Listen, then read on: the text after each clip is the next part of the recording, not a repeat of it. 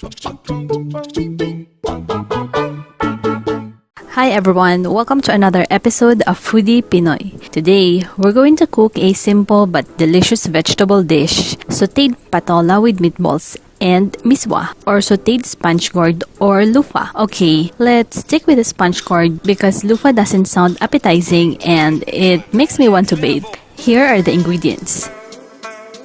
Misua, 1 large size patola or sponge gourd, 5 cups of rice washing, 1 medium-sized onion, chop, 3 cloves garlic, chop, 2 tablespoons fish sauce, and pepper to taste. For the meatballs, we're going to use 200 grams minced pork, 1 egg, 1 medium-sized onion, minced, 4 cloves garlic, minced, 1 teaspoon salt, and 1 teaspoon pepper. First, let's make our meatballs. Combine the egg, onion, garlic, salt, and pepper. Mix thoroughly until the ingredients are well blended. Use your hands to form the minced pork mixture into a ball with around 1 inch diameter. The next step is to fry the meatballs. I use this type of pot so I can do a deep fry without using too much oil. Once the oil is hot enough, place the meatballs one by one, but do not overcrowd to prevent the meatballs from sticking with each other. Fry for around 3 to 4 minutes each side or until they turn brown. Place the meatballs in paper towels to remove the excess oil. After frying the meatballs, saute the garlic and onion. Add the meatballs and patola.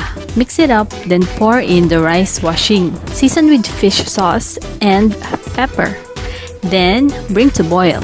Let it boil for 2 to 3 minutes, then add the misua. Simmer for another 4 to 5 minutes until the misua is cooked. Give it a taste to check if the soup needs more seasoning. And it's done! Here's our patola with meatballs and misua. This recipe can be served as main dish during lunch or dinner. Enjoy! Hi guys! Did you like this recipe? Let us know in the comment section below.